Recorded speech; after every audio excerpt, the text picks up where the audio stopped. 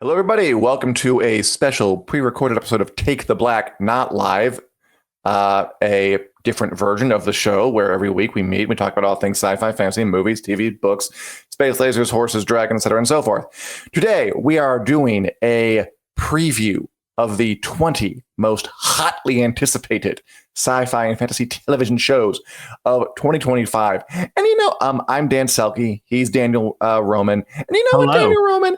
Every year we hear that the streaming bubble might be popping, that the post-Game of Thrones gold rush might be slowing down or ebbing. But I put together a list of shows that are coming up next year, and I was staggered by just how much there is. Usually we've done 15 of these, like top 15 shows coming or top 15 shows of the past year. There were so many that I had to up it to 20. So we're going to do 20 shows coming in 2025.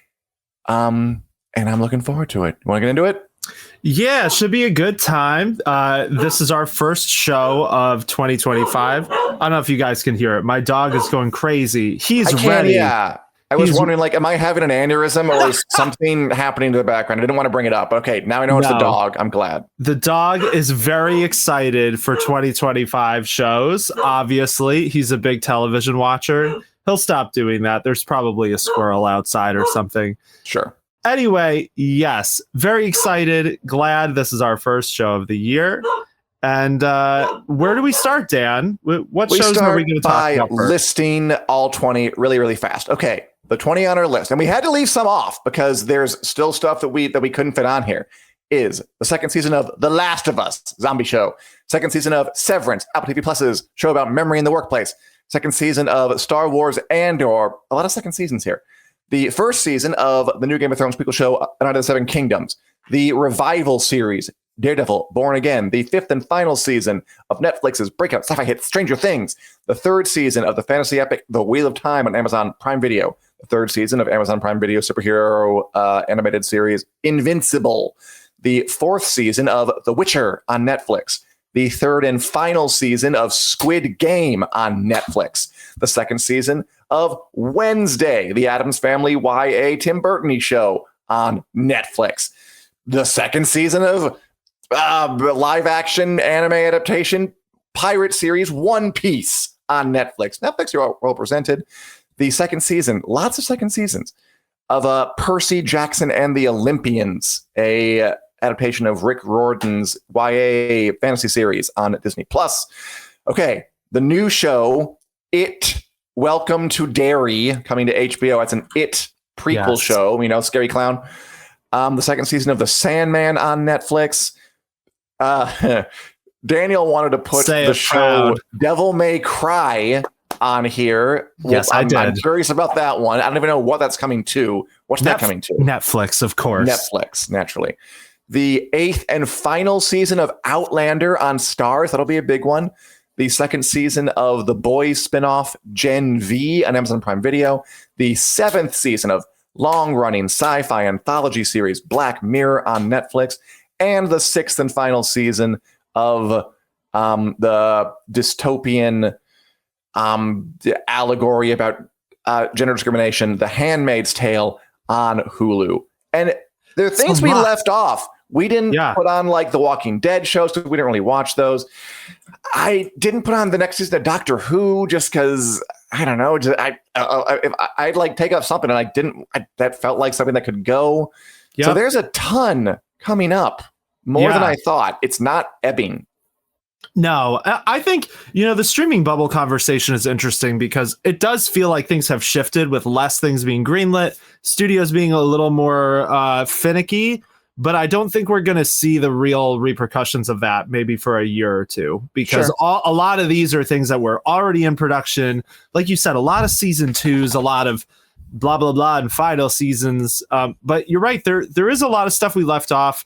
There might be a Murderbot show coming next year. That's an important one to note. That's based on Martha Wells' really beloved sci-fi stories about Murderbots, a robot who doesn't really like humans and just wants to watch soap operas, but also kind of loves humans and helps them out. So we don't know for sure that that's coming in 2025. We do know that Apple TV is making a show on it, but that's why it's not on our list, not confirmed for 2025 yet.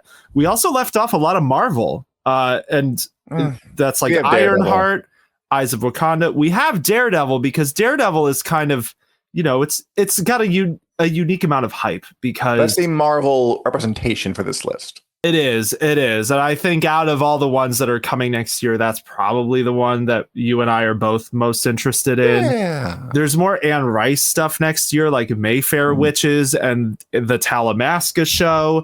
But neither of those shows are titled Interview with the Vampire. So our excitement is middling. Yeah.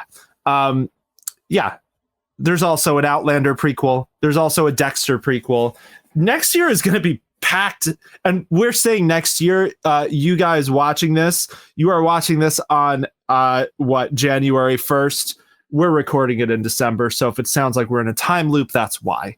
But yeah, so a lot of stuff. I'm really excited to talk about all of these shows, most of these shows, at least 75% of them. So where do we begin? Beginning of our list, end of our list. I want to start at the beginning because I was thinking about this and I was thinking, like, what would I put first? What would I put last? And I think my heart wants to put the Wheel of Time season 3 in the first place. Hell spot. Yeah. All right. It sounds like you agree. Yeah. You know what? I'm going to say yes. There are a lot of shows that I'm really excited for next year. I don't think, and part of this is because the hype train has already started rolling for the Wheel of Time season 3. Like they are in promo mode right now because the Wheel of Time season 3 premieres in March of 2025. So we've already gotten a trailer. We've already gotten, images and teases and whatever else, casting announcements.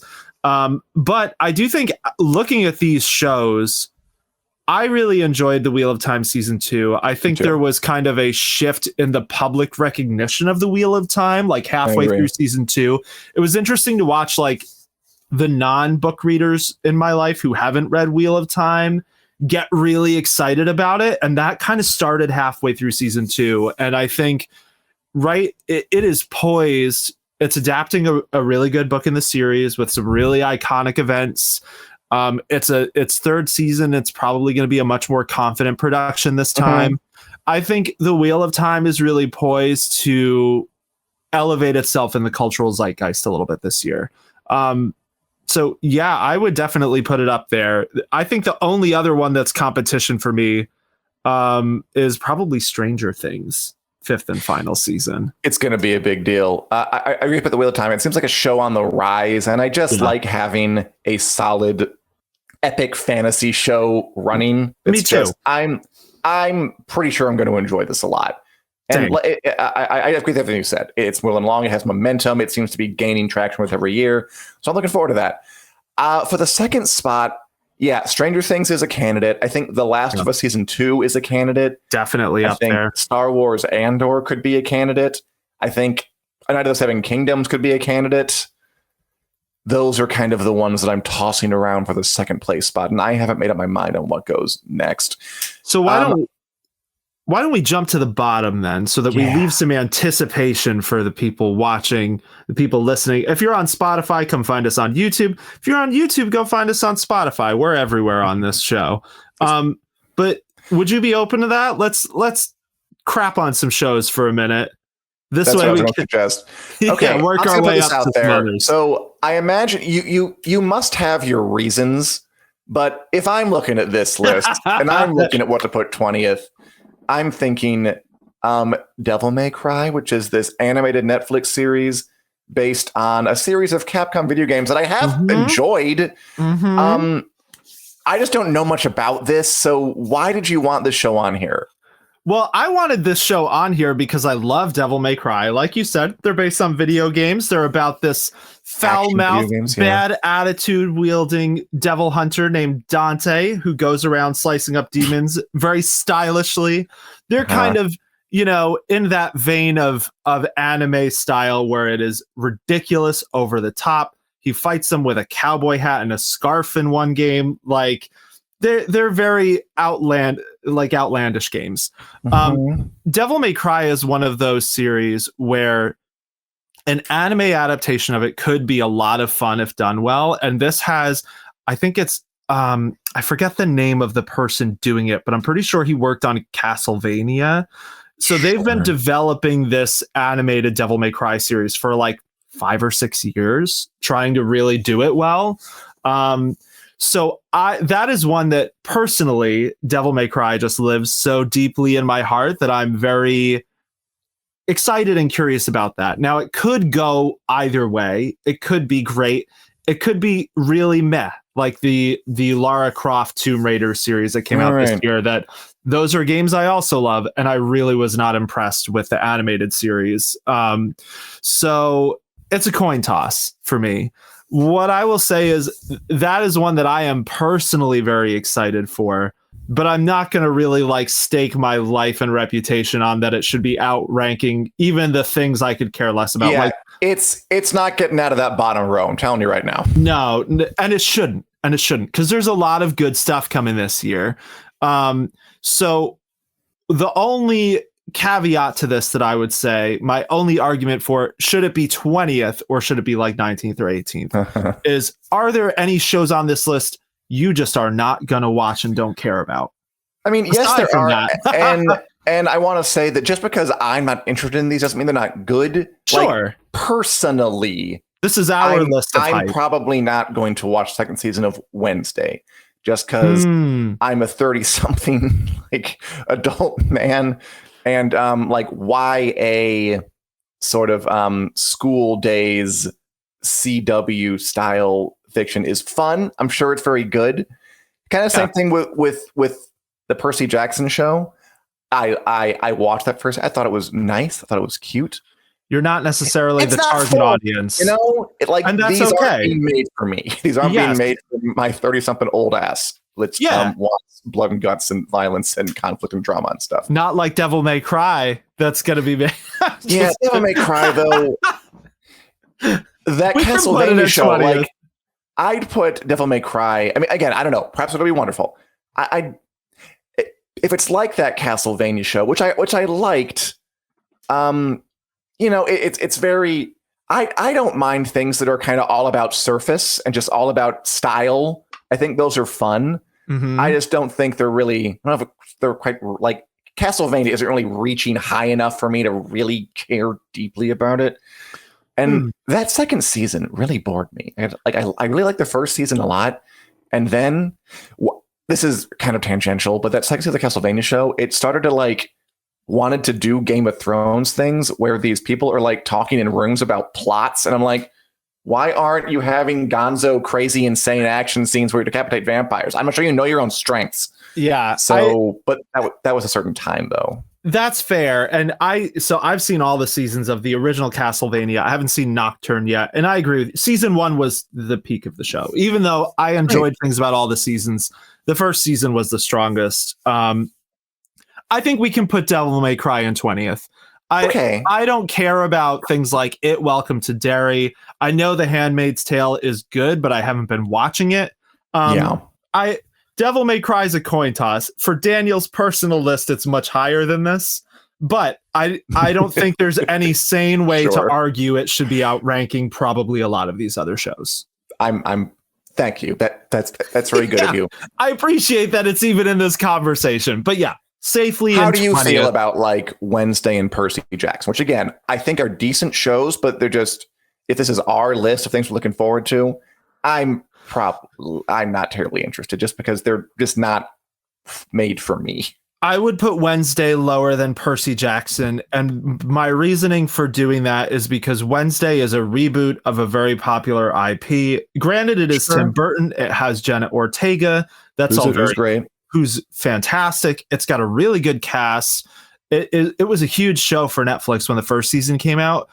The reason I am personally more interested in Percy Jackson, and I think it's a little bit more in our realm of discussion, is because it's based on these fantasy books by Rick Riordan. Yeah, totally. They haven't, movies were made of them, but they were kind of like infamously not great. Like, they weren't horrible movies, but they weren't very good as adaptations, to the point Right. where Rick Riordan was kind of like estranged from them. Like he's talked publicly about not feeling good about how it went Sure. down.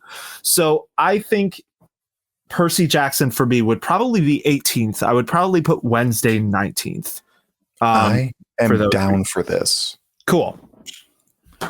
We're coming at this from a place of accord. Yeah, I think we've gotten pretty good at this. We do this every year, everybody. We both do this and the best shows of the year.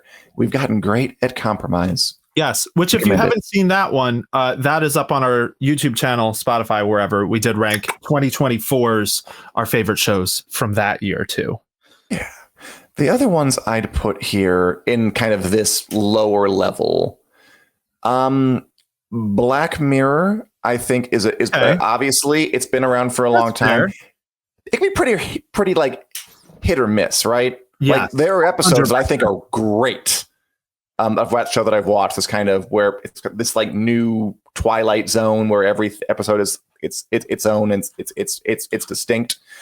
And some of them are excellent, and some of them can kind of be passed over, and you won't really miss much. That could go there. The Handmaid's Tale, I'm kind of with you. I wanted to put it on here because it's the final season, and it has been running a long time, and it's pretty well regarded. I feel like the hype for that one peaked very early. Like it was talked about a lot in the early days, and then kind of just part of me is like, it's still on. Yeah, I just haven't been paying a lot of attention to it, but I wanted to honor it, but I haven't seen it in a few years, so it's not really high on my hype list. The Sandman season 2, I really liked the Sandman the first season, but I've heard this one might, like, whereas the first season adapted the first 2 volumes of Neil Gaiman's comic book opus, they might just be doing the rest in the second season. Like there are like 6 other more volumes. Maybe it's because Neil Gaiman's scandal troubles and they want to wrap it up early. Maybe it's because it wasn't a big hit. But that's put a bit of a damper on how excited I am for that one. It would be higher if it wasn't for that. You laugh and something. What's funny? Yeah, I am. I'm sorry. I got distracted for a minute because I was curious about something about The Handmaid's Tale, because I think it's interesting that you said the hype peaked early, because there is only one Handmaid's Tale book by Margaret Atwood that this is based on. Very, very famous novel. And it's all in the first season. So since then, they've been kind of creating their own story. They did the book in one season. So I think it makes sense that the hype maybe peaked early for The Handmaid's Tale. I was laughing because I looked this up, and this is relevant to us here on this podcast because we are a Game of Thrones site. Sure. I looked this up, and the AI overview, which you cannot turn off on Google, said, yes, The Handmaid's Tale Hulu television series goes beyond the book by Margaret Atwood in several ways. The first season of the show is similar to the book, but the events that follow are made up for the show. The show's creators, David Benioff and D.B. Weiss, have said that the show goes beyond the book's premise. That Dan Weiss and David Benioff did not make The Handmaid's Tale. I looked this up because I was like, there's no way that's true. Bruce Miller is the creator of The Handmaid's Tale television show. I believe. Either way, we know it's not Benioff and Weiss. Don't trust the AI overview. So I think, the ones I'm eyeing for the 17th slot, I think Black Mirror is a fair one. I think what you said about it being hit and miss is that, like, you could not describe Black Mirror more accurately than that. It has some episodes that are like Emmy deserving, like part of the cultural conversation, like that one about ironically the AI avatars with actors, like that went up during season 6. Right around the time that the Hollywood actors were striking. And that was like referenced in the strike discussions and in the news surrounding the strike, because they were trying to get protections for AI representation of people's images. But then you have other ones like the final few episodes of that season that were just weird, that everyone kind of forgot about. I think Black Mirror could go 17th. I'm more interested in it than The Handmaid's Tale personally. But, I think it's such a coin toss series. I'm not going to argue it should necessarily be way higher on the list, especially because season 7, maybe because there was such a long break between seasons 5 and 6, it felt a little more special when season 6 came, because it was like, oh man, they're doing Black Mirror again. 7 is coming pretty quick on the heels of it, and my hype is just okay. I do love that one Star Trek episode they're going to do a sequel to, the USS Callister. But Chris I mean, who knows? Milioti from the Penguin. Yeah. Great. I'm fine with that. I mean, The Witcher season 4 could be. I mean, we're a little invested because we've been following it for a long time. Yes. What do you think of The Witcher season 4? I think the two shows that are in contention to be lower for me, The Witcher season 4, I think for me personally is higher, because I am just invested in The Witcher as a franchise. I love the games. I love the books. I am really curious to see what they do with Liam Hemsworth. It could be awful. It could be not awful. The jury is really out.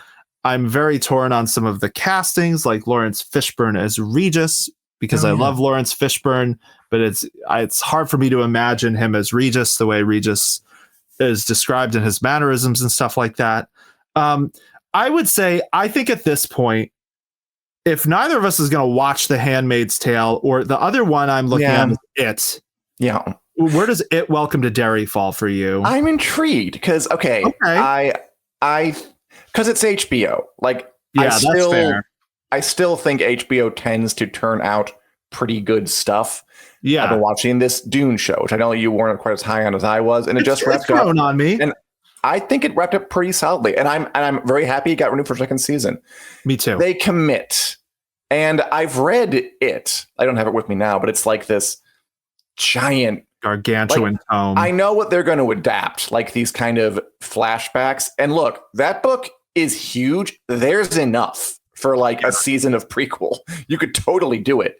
And I'm just intrigued. I bet HBO could turn something interesting. But yeah, I'm not going to push for it to be super high or anything.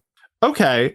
I think we should put Handmaid's Tale at 16 then. If neither of us is that interested in watching it, yeah, I think that's what I'd put there. We're starting to get into it now, because there's most of the rest of these shows are going to be a little bit more of a discussion.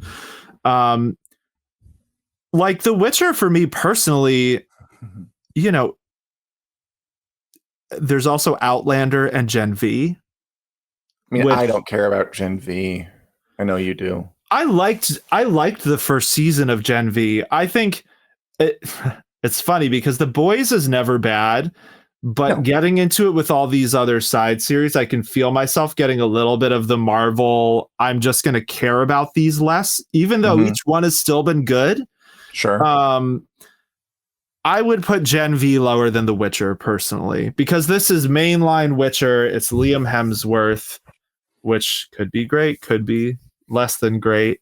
I'm intrigued though. I think my level of intrigue is very high for the next season of The Witcher, and it's also adapting some interesting parts of the book, which it may do well, and it may completely jettison into the northern chilly fjords and do its own thing. I don't know. Okay. I think we have this entire row figured out. We just don't have the order quite yet. Okay. This row is going to be Gen V season 2, Outlander season 8, The Sandman season 2, It Welcome to Derry, and The Witcher season 4. I think that what you just said, Dan Selcke, editor of winteriscoming.net, is completely on point. Yeah. Totally. And for audio listeners, we're referencing rows because producer Richard has made a wonderful graphic that we have up on screen. Go watch it on YouTube so you can take part in the graphic funness. I think you're totally right. I think those are the 5 that we're looking at here for our next 5 slots. That's slot 11 through slot 15. It Welcome to Derry, Outlander season 8, Gen V season 2, Witcher season 4, and what was the other one? The Sandman. Ooh, you have The Sandman that low. Again, I explained it because I really liked the first season, but if this season is going to adapt the whole rest of the comics, like the next 6 volumes, which is the word, we're not 100% certain, but that's kind of the word we've gotten. Yes. It basically means they're cutting off the series short or condensing it drastically, and that has knocked my hype down a few notches. Yeah, I think that's really fair. And presumably part of the reason they're cutting it short, and we don't know this, but we can assume it's a factor in the equation, is that Neil Gaiman is facing sexual assault allegations. He's the author of the Sandman comics, and basically all of the television adaptations attached to him have all cut ties in varying degrees of obviousness. So yeah, it seems like they are doing some kind of very condensed Sandman season 2. I think we should put Gen V in spot 15. If you don't care about it, I'm just kind of like, I'm sure I'll enjoy Gen V, but I am not gonna mark my calendar for Gen V season 2. You know what I mean? Yeah. I think that's good. When The Witcher comes out, it's going to be a big deal to me, even if it sucks. And it might not. Like, it's been. I thought the third season was an improvement. Yeah. The public has turned on it. It has. That's definitely true. Yeah, but the public's so fickle. The public was also I don't know if you saw this, but there were a lot of ranty YouTube videos about the fact that Ciri is the next main character in the next Witcher game. Because Ciri is a woman, and they're replacing men in the cultural conversation, which is such garbage and so objectively wrong in this instance. I mean, even at its best, though, The Witcher has always felt like a bit of an expensive Xena warrior princess Hercules legendary journeys type show to me. Totally. Even when people were on board with it back in the first season, I didn't hate it, but I was like, this feels kind of schlocky. Yeah. Which I don't hate schlock. Honestly, if it were up to me, I think I would put The Witcher season 4 next, but I'm willing to hear your arguments. Oh man, I mean, it's the one I'm most looking. So we can put it further. That's fine. Yeah. So how do we judge this at this point? Because neither of us is going to watch Outlander season 8, right? It's the final season, but neither of us is going to watch it. I will watch The Witcher multiple times. Yes, yeah, but is this our personal hype, or is it just the import of it?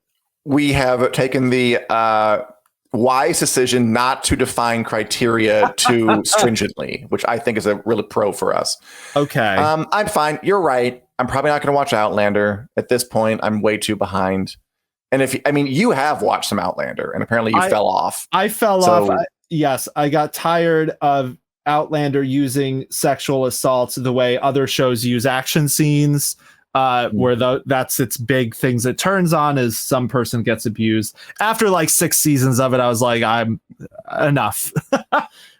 Just wasn't my jam, even though it is an exceptionally well-made show. So I personally. This is the thing where I'm like, I was turned off from that show. I will not be watching the final season.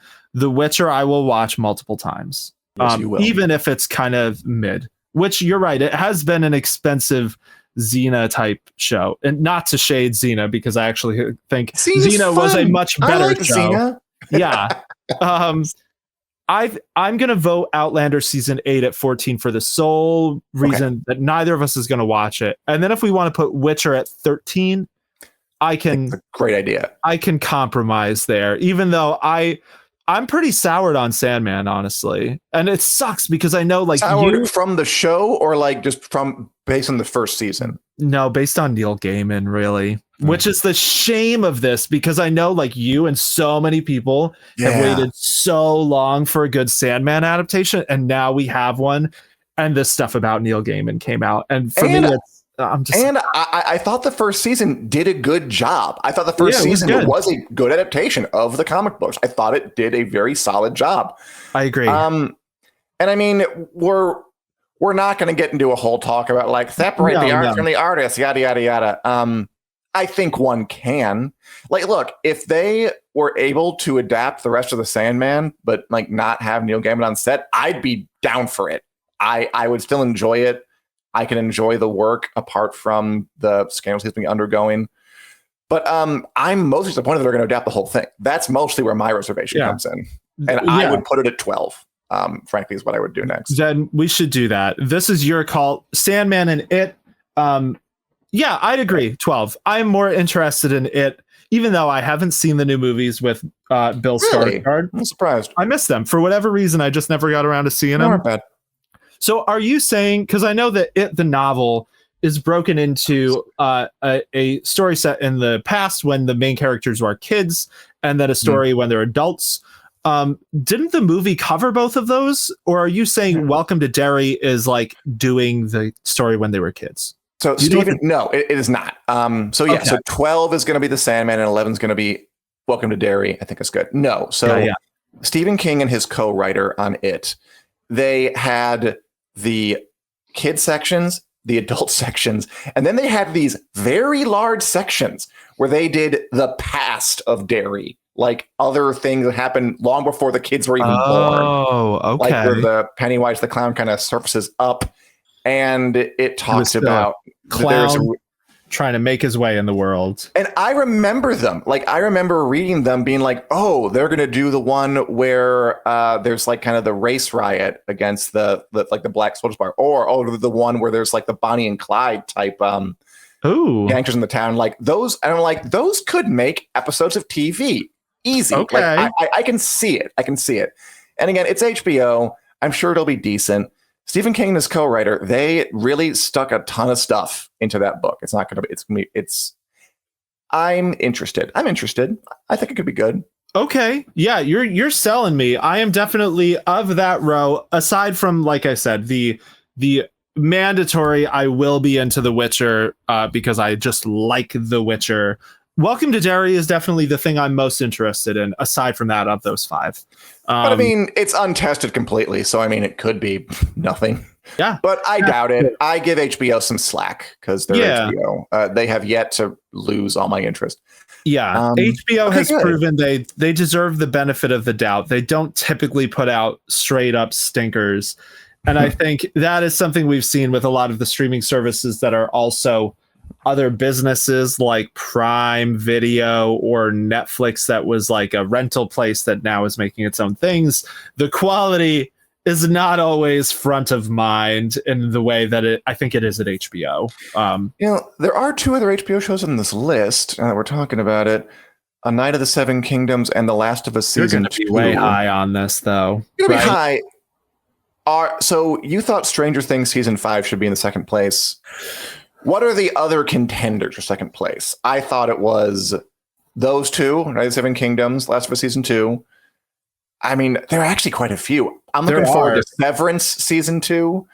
I'm looking forward to what else am I looking forward to? Andor.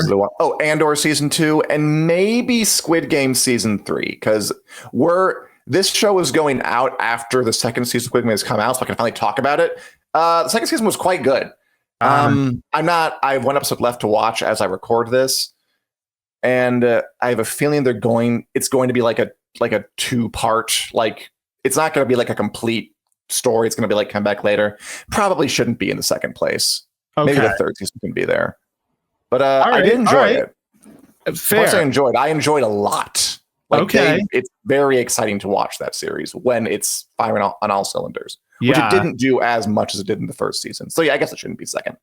But it'll be up there. I think we have an idea of our top contenders. I think we should keep going up toward them because I think there are a few obvious ones that are going to be lower. I think the ones I'm eyeing next, so we're at spot number 10. I think I'm looking at Invincible and Daredevil. Yeah. I like Invincible a lot. I haven't seen it, so I'm deferring to your judgment. I know it's supposed to be very good. I like it a lot, man. It's this show based on Robert Kirkman's superhero comic books. The guy did The Walking Dead. I always say this. It's not like subversive the way The Boys is. It's not like trying to critique superhero fiction or anything modern society. It's a very straightforward superhero show, but it goes at it like so hard that it feels like no one else is doing it like Invincible's doing it. Like it's got this, it's kind of Game of Thrones-esque in the way it keeps expanding its story. And this year, it's going to have a full season, whereas last time they had like these 4 episodes in 2023, 4 episodes in 2024, and like big month between it. For whatever reason, I don't know, strikes, pandemic, yada, yada, yada. This year, it'll have like a straight season going straight forward. I think it could be excellent. I would put that above Daredevil, which I'm sure could be fun. I enjoyed the Netflix Daredevil show. I thought it was nice. I didn't like worship at its altar the way some folks seem to. And who knows what's going to be like on Disney now that they have here, what they'll nip and tuck and change and snip. Yeah. It'll probably be decent, though. I would do Daredevil Invincible. I agree with that. So even just hearing your arguments about Invincible, I think we're going to put Daredevil at 10th, Invincible at 9th. I think Daredevil, I did really enjoy the Netflix show. I did too. I am partial to Daredevil as a superhero, and I thought they did a really cool take on it. I thought Charlie Cox as Daredevil, Vincent D'Onofrio as the Kingpin were some quality casting. And I forget Karen. I forget the actors for the 2 supporting people with Daredevil. Yeah, but Foggy and Karen Page. Yeah, I like them too, and they're bringing the whole posse back. But I do think Marvel is in this weird space where it just has things to prove. With everything it puts out, I'm going to assume there's a better chance it will be than that it will be good. And so far, its track record with bringing back in Daredevil and the Kingpin has been a little spotty. Like, I liked the Daredevil appearance in She-Hulk. I enjoyed. I haven't enjoyed when they've brought the Kingpin back over much because he's felt kind of defanged. Like, he's still manipulative, he's still interesting, but like he's just a much less brutal character than he was in the Netflix show. And we know that this show had problems behind the scenes where they were working on it. They stopped during the strikes. And then they like completely reworked the show because Kevin Feige and the powers at Marvel were not happy with how it was turning out. So I think Daredevil definitely, but I would not put it any higher than this, than 10th place, because I think the onus is on it to prove that it can be a worthy successor show to the Netflix shows, which were pretty decent. Like, they were all around. They were some of the first really good Marvel television shows, and they weren't made by Marvel Studios. Honestly, if it's this high because it has the pedigree attached to it of those Netflix shows. If it was like a new Daredevil show, this would not be lower.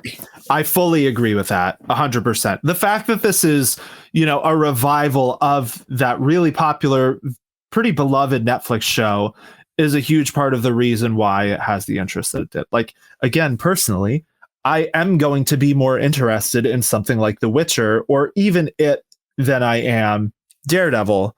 But I'm intrigued to see how they handle the revival. But yeah, to your points about Invincible, seems like everyone who watches that show really loves it. Seems like it has had a really solid run so far. I'm glad they're not splitting it, because that seemed like a marketing decision.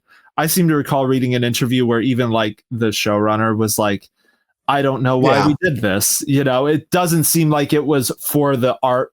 It was to make sure Prime Video would have episodes to air during XYZ months.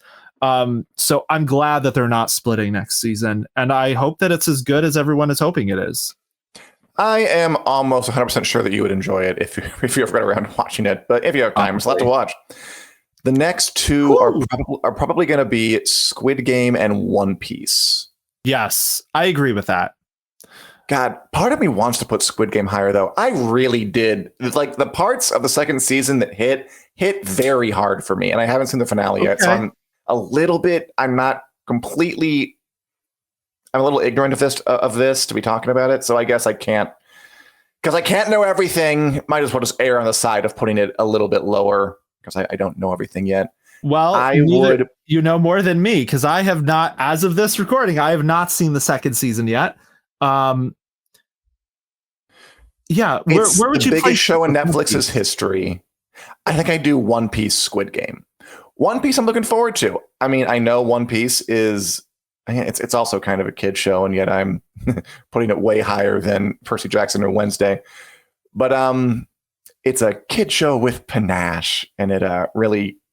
I'm very impressed when anyone can translate anime successfully to live action. Oh yeah, it is done well a vanishingly small number of times to get the elasticity, no pun intended, of the anime form, the way it kind of oscillates between dramatic and action and comedy in really broad cartoonish ways, and successfully do that in a live action setting is very hard. And it's hard because it's done well so rarely. Yes. So that One Piece did it well is very impressive. And I haven't read the manga or watched the anime series, but when I watch it, I'm like, yeah, this gives the feel of anime to me. Yes. And Squid Game, I think, is wonderful. I think the metaphor, it's such a good show for our times about the billionaire class making the lower class point of respiration, making them fight to the death for their amusement. It's really potent, that metaphor right now. And the second season definitely brought a lot of the adrenaline pumping excitement that the first season did. I'm waiting for it to make that big statement, like to kind of go wide with its satire, and maybe it'll be in the third and final season. So I would do One Piece Squid Game. I think that's fair. So One Piece is one of those shows I probably personally like it more than Squid Game. I have not read the mangas. I have seen some of the anime. And I agree with everything you said about it, that it is exceedingly rare to see an anime to live action adaptation go as well as One Piece has, and capture not only the hardcore fans of the original IP, but new fans who don't know anything about the manga or could care less to watch the anime, who it's still accessible to because it's just like me. Fun. Yeah, exactly. And I hadn't really seen the anime until the show came out. I watched some to get ready for the live action, and I've just been loving this series. And it is, it's a fun pirate series, and it's interesting because you say, like, that's another one that is made for kids. I almost feel like it is. It's a little more all ages than something like Percy Jackson or Wednesday. It's interesting. There's a quote from, I agree. I think it's E.B. White, the person who wrote Charlotte's Web, I think, talking about how if you're writing down to kids, like the only kids fiction that's worth experiencing is the kind that isn't writing down to them because they're kids. Sure. Like that is important for young people and adults, like those sorts of things. And I think One Piece is kind of the epitome of that more than Percy Jackson or Wednesday. I think One Piece is one of those shows where it's like, it's a good story and it doesn't matter what age you are, you could probably find things to enjoy in it, even if it is ridiculous. We're talking about a show with a pirate kid whose limbs stretch out and he goes around and fights other pirates. One of them is a shark person. Like, it's an outrageous show. I think putting it at 8th and Squid Game at 7th is fair. I am behind on the Squid Game hype train because I have not seen season 2 yet as of this recording. And Netflix's treatment of Squid Game has soured me on the property a little bit, because you're right, the metaphor of billionaires making normal people fight to the death for their amusement is really potent right now in our current moment. And yet Netflix, the company bankrolling this, is milking it in ways that I think are like nauseatingly bad. Like, I know they just released a new mobile game where it's like, play in the Squid Game. And it's like, oh my God, the way you guys are capitalizing on this is, it's like, did any of you watch this show before you made these decisions? And I understand they're a big company. They have to do what they do. Morals have no place in corporate boardrooms, blah, blah, blah. But I do think, Squid Game is still, all of that aside, it's the vision of this creator. And it is a singular vision. It is not a second. Exactly. It is not adapted from anything. It is an original thing, which I give a lot of credit for. Yes. Even though he originally planned to just do the one season, that was it. And then Netflix gypped his payments so badly on that first season, he agreed to do 2 more seasons, so that he is not impoverished with the number 1 show in the world. So that's a whole aside, but the story itself, I think, is really compelling. I'm excited to rewatch the first season and watch the second. I think knowing that, one, they filmed season 2 and 3 back to back so that they could have it come out next year. And 2, that it is this singular vision. It's not adapted from anything. It's the final season of the show until Netflix manages to do like Squid Game Brazil and Squid Game New York. Prequel. Squid Game before they were squids. And Calamari Game. I am sure Netflix is going to do all that stuff. But before it totally, morally drains the shit out of Squid Game, I think the 3rd season is really notable. I think it belongs in that 7th spot ahead of One Piece. One Piece will have more seasons. Yes. Squid Game will not. I agree with you that the spinoffs are crazy. I don't think that needs necessarily to touch the original show, which is this vision of this one person, Hwang Dong-hyuk, who didn't have anything to do with the spin-offs. And whenever he's asked about it, he's like, yeah, it's interesting, isn't it? That's a little weird what they're doing. He knows, he understands what they're doing is kind of crazy. There was an interview in Variety recently where he's like, I'm so sick of Squid Game. I just want to go live on an island somewhere. His all into it. Like, he's the writer director of every episode. Like, and you can tell it's really him doing this. Yeah. And so hell I yeah, like it. Squid Game. Squid Game at number 7. I agree. All right. Whew. And now we're on to the final 5 in these slots. So the final 5, just to refresh y'all, are The Last of Us Season 2, Severance Season 2, Star Wars Andor Season 2, A Night of the Seven Kingdoms, and Stranger Things Season 5. Yeah, those are pretty big hitters. They are. That's a hard top 5. And again, for people coming in late, whatever, we have the Wheel of Time at number 1. So these are slots 6 through 2. 6, yeah. Who's gonna win silver? Who's gonna win silver? How are you feel? You're still feeling good about Wheel of Time at 1, looking at these other. Yeah, I am. I mean, Me just too. On the totality, on it being this, I like epic fantasy a lot. I think it's earned some trust at this point. Agree. And I think the book series is iconic. And yeah, I think things are coming together nicely for it. Yeah. I couldn't put like a new show like A Night of the Seven Kingdoms based on these novellas by George R.R. Martin. I mean, I'm excited for it because I love a Game of Thrones spinoff. I think the novellas are very well regarded, and we've been hearing great things about it. But I couldn't put it above the Wheel of Time, that already has like established that it can do good things. Yeah.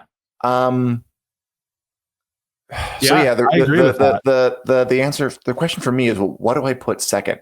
You wanted Stranger Things season 5, which I get why. It's Stranger Things is another, like kind of like Squid Game a bit, where it's a show that is an original idea, which is sort of a vanishing art form nowadays, that wasn't a spinoff of anything. It wasn't adapted from anything.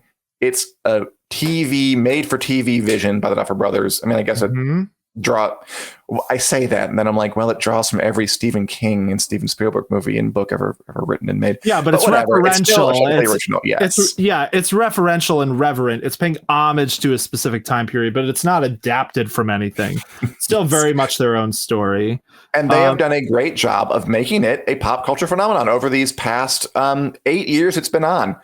It'll be 9 when it comes out. It's been successful. The show's really grown as it's gone on. The cast members have grown, which is always a fun thing to kind of watch young characters grow up on screen. It really helps sell what's the word for the coming of age story? The fancy literary word. I always forget this, and then you always remember it. I know. This is not a word I keep in my back pocket, but you do. I know. It will come out in a minute. Bilderberg's Roman. That's the one. Bilderberg's Roman. The one. And the final season is a big deal, and it should be high on the list somewhere. I agree. Second, is there anything I would rather put second? I guess not. I can get behind Stranger Things in the second slot. Cool. Of the choices. Yeah, I mean, I'm gonna enjoy all 5 of these last shows, Yeah. but I think there will not be a bigger sci-fi fantasy show of the year than Stranger Things season 5. It is the final season. It's going to be a massive event. I'm excited by some of the behind the scenes stuff, like the fact that they have Dan Trachtenberg directing one episode. Oh yeah, who did Prey very successfully. Cool. We have a bunch of Predator stuff coming next year too, but that's not TV, so we're not talking about it today. Yeah, they have Linda Hamilton from Terminator is joining this season. Cool, yeah. I feel like this is their final season. They are just going to go all out, making it a massive, huge event. Yeah. So I think Stranger Things should be number 2. I agree. I'm excited for all 5 of these, though. Do we want to go? Let's go back down. Well, whatever. What do you want to do next? I think at this point, it's a free for all. So I am now paralyzed. I want to see all of these other things coming up. Okay. I think if I go by my heart, if I just go by my kind of gut reactions, I'd probably put Andor season 2 at number 6. Okay. Andor is one of those shows that I enjoyed it. There is a part of me that I admire it more than I love it. Do you know what I mean? Because it's Star Wars. It's one of the few Star Wars shows that has managed to be really good in its own right. More that honestly, I think it's good enough to watch and appreciate without having to wrap yourself up in the fact that it's a Star Wars show. Fully agree. I mean, like the moments that really hit people hard.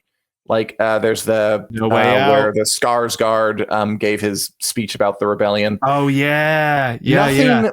Like I'm watching. I'm like, I know this is excellent. I didn't feel it quite as hard here, like in my chest, as I ideally want to with the show. But I liked it and I felt it, and it was very strong. And I have a lot of faith that Tony Gore, the guy who's doing it, can really bring something. Obviously, he has integrity. Obviously, he has ideas. Obviously, he has talent and experience and craft. And I'm sure it'll be good. But yeah, like just of the ones left, that's the one that I connect with emotionally the least. That's fair. I think it's a toss up between that and Severance for me for the 6th I like slot. Severance. Yeah. I like Severance. This is where the recency becomes a thing, because I watched Severance when it first came out. Though. It's all very close. I want to say that. Like these last 4, I'm very close on all of them. We are splitting hairs at this point. Any of these shows could, depending on personal preference, be higher or lower. I will not dispute. I think Andor and Severance are the 2 for 6 and 5 for me. I think they could go either way. I know that personally, I'm much more excited for The Last of Us and A Night of the Seven Kingdoms, even though I'm kind of anticipating A Night of the Seven Kingdoms will be really good, but less impactful maybe than some of these, just because of the nature of the story, right? Like it's based on a novella by George R.R. Martin. It's not really, written to be a big, weighty epic. It's kind of a smaller slice of life type of story that still has drama and still has bloodshed, still has betrayals and all the things that a good George R.R. Martin story has. But by the very nature of the beast, it is going to feel less like a big, wild opus than something like The Last of Us or Severance or something like that. So if you want to put Andor at 6, I'm okay with that.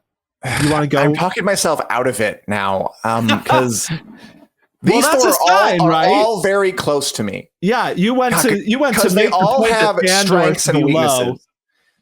I mean, like Another Seven Kingdoms, you just said it. It's. I'm sure it's going to be good. It's a little on the shorter side. It's a little on the smaller scale side, which could be wonderful. I mean, like I like things on the smaller scale side. I'm looking forward to a Game of Thrones show that embraces the humorous side of things, because there's a lot of humor in George R. R. Martin's work. Yes, there is. I don't think it's getting the attention it needs in House of the Show, like House of the Dragon. And then the downside of that is that it's a little bit smaller in scale. Andor, I admire it, but it just didn't hit me square in the feels. The Last of Us, I'm looking forward to it, obviously.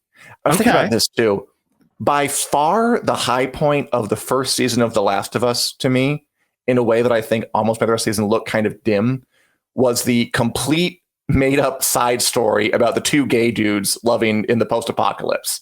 Like, that was the best thing about the first season, and it had almost nothing to do with the base game. And now the second game is being adapted. The second game is very intense. A lot of controversial twists and turns. Ooh, it could be so good. It should be high. It should be high.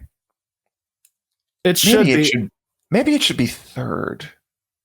I think The Last of Us is definitely contention for third. I think the main thing it has working against it is its low episode count, because The Last of Us season 2 is only 7 episodes. It's probably adapting roughly half of the second game. I personally, The Last of Us Part 2, which is the game it's based on, you're right, it is a very, very controversial game. A lot of people loved it. A lot of people hated it for a variety of reasons. I am in the former camp. I think it is like a masterpiece game. Like, it's kind of like, I describe it to people as like almost like the Breaking Bad of video games, because it plays with your emotions in a way where it is going to take you on a journey, and it is going to be very difficult at times, and you're going to empathize with people you don't want to empathize with, and maybe dislike people you want to like. And yeah, I thought it was just the scope and the scale of the thing is incredible. I am curious how they're going to do it on television, but I think that is in contention for third for me. These are all so close. They really are. Severance, I love an original idea. And I love a show that effectively mixes like drama and mystery and humor. Just, God, I want jokes on TV. I want like jokes in my deep, dark, bloody, gritty, horrible drama. I think it makes it so much more believable and human and lifelike. I have no idea where it's going. Like, I know where The Last of Us is going, basically, so I can kind of guess, like, ooh, that could be amazing. Severance, if they continue on the path they're on, could be amazing, because the first season was really excellent. I mean, or because they don't really have a roadmap, they're making it up. It could be bad. I don't know. God, this is hard. Okay, I'm going to throw this out there. I'm going to put Hit me with it. The Last of Us third, Another the Seven Kingdoms fourth, Severance fifth, Andor sixth. But I'm not committed to that. Andor could go higher. Well, what would you put lower than Andor? One of the other three that I just mentioned. I don't know. I'm putting you on the spot. Pick one. Tell it to its face. It belongs lower than Andor. Severance or A Knight of the Seven Kingdoms. Or Severance. I love. I'm looking forward to Severance a lot. I think. You know what? No, I am going to say that's my list, and I might wake up screaming tonight in my sleep and say no, but that's how you'll know you were so committed to this. You know what? I think I agree with your list. I think Andor is sixth. I loved all four of these shows. Yeah, I did too. I think Severance, the points you made about Severance being an original idea, being, a good mixture of comedy and mystery and sci-fi elements. I have the opposite of recency bias working against me, because I remember when Severance season 1 came out and we ranked our best shows for that year, which was like 2021, I think. Like, it was a long time ago. I'm pretty sure I argued Severance into first place on those rankings. And I haven't seen it yet. Yeah, it was the year before House of the Dragon came out, and I'm pretty sure I made the case for it. And I remember us walking away from that and being like, man, was Severance really that good? And it's like, yeah, it is that good. It's a great show. So I think I would rank it higher than Andor. We kind of know where Andor is going. It's the only downside of it, because it is a prequel to Rogue One. That's true. I think the point you made about Severance being a really unpredictable ride is a good one. And I think that is one of the things that a lot of these adaptations have working against them. Andor's not an adaptation, but it's kind of in that space because it's a long running IP with gobs and gobs of lore and whatever. Gobs. So yeah, I agree with that. So Andor, Severance, A Knight of the Seven Kingdoms, I do think should go lower than Last of Us, even though it pains me a little bit to say it because, again, I'm just expecting the nature of the beast to be a little lighter, a little fluffier, which isn't bad. But I'm expecting The Last of Us to be the exact opposite of that, where it is going to be a big, heavy, meaty story that really takes us on a journey. Could we switch Hit me with Severance and Knight of the Seven Kingdoms? Yes. I almost said that a second ago. I would consider switching them. So yeah, let's do that. Okay. Whew, this is really getting down to it. Because yeah, again, A Knight of the Set, like I love Dunk and Egg. I love those stories. I am going to be hyped for that show. But I think, Severance is really a series which has been kind of firing on all cylinders. The biggest thing A Knight of the Seven Kingdoms has working against it, aside from just, like I said, the nature of the beast, which is a lighter, funner show, which is fine. I'm not trying to shade that. But aside from that, the main thing is that this is the third Game of Thrones show HBO is making. And I think even though the word on the ground seems to be that they are doing a really good job with A Knight of the Seven Kingdoms, George R. R. Martin seems very happy with it. I do think they are starting to face a wall where it's you need to really prove that you should be making more and more Game of Thrones shows like this. And I think we'll see what happens with this one versus Severance, where it's an original idea that Apple is just giving them the go ahead to keep making this show. So yeah, I think after much debate, which was less painful than usual, I feel like we were pretty much on the same page with almost all of these. We have gotten good at this over the years. I think just maybe we have arrived at our 20 most anticipated shows of 2025. And I'm going to read them out because if I don't, then I'll want to change something else. You starting at the bottom? Start at the bottom, read up. Sure. Yeah, why not? At number 20 is Devil May Cry, an adaptation of a video game, but it's animated and he has 6-pack abs. Number 19 is Wednesday, Addams Family spinoff about the moody Addams daughter, Wednesday. Number 18 is Percy Jackson and Olympians, season 2, Greek myth come to life. Number 17 is the 7th season of Black Mirror, sci-fi anthology show, which is the sequel to the Star Trek one, which is pretty good. Maybe it'll be good. Number 16, season 6, the final season of The Handmaid's Tale, the long continuation of Margaret Atwood's dystopian novel. Number 15, second season of The Boys spinoff, Gen V. It's The Boys, but it's what's happening in other parts where you're not looking at The Boys. In college. Number 14 is Outlander, the 8th and final season of Outlander, the time-traveling romance that has been going on for 8 seasons now. May it end well. Number 13 is the 4th season of The Witcher. Lots of big changes coming. Will it get better, worse? It's impossible to know. Number 12 is the 2nd season of The Sandman on Netflix, and a probably abbreviated telling of this iconic comic book story. Number 11 is It, Welcome to Derry, an HBO show about a murderous clown haunting people throughout history. Shameless cash grab or deeply felt drama. We'll see. Number 10 is Daredevil, Born Again, a revival of the beloved Netflix Daredevil show, but now with Disney at the realm. And the final 9 are all shows I can say I'm looking forward to without reservation. The 3rd season of Invincible is number 9, Robert Kirkwood superhero show. Number 8 is the 2nd season of One Piece, the live-action anime adaptation that has been the one to exception to prove the rule. The anime adaptations are not very good. Number 7 is the 3rd final season of Squid Game, the bracingly original capitalist critique South Korean action drama. Really, really fun and original and cool. Number 6, 2nd season of Star Wars Andor, the best Star Wars show, probably just put a period on the sentence. Number 5 is A Knight of the Seven Kingdoms, a new Game of Thrones prequel show that'll be lighter, frothier, and funnier. Number 4, 2nd season of Severance, about when work-life balance meets sci-fi craziness. Number 3 is 2nd season of The Last of Us, adapting definitely the most controversial video game of the past 10 years. So that'll be fun to see what people do with that.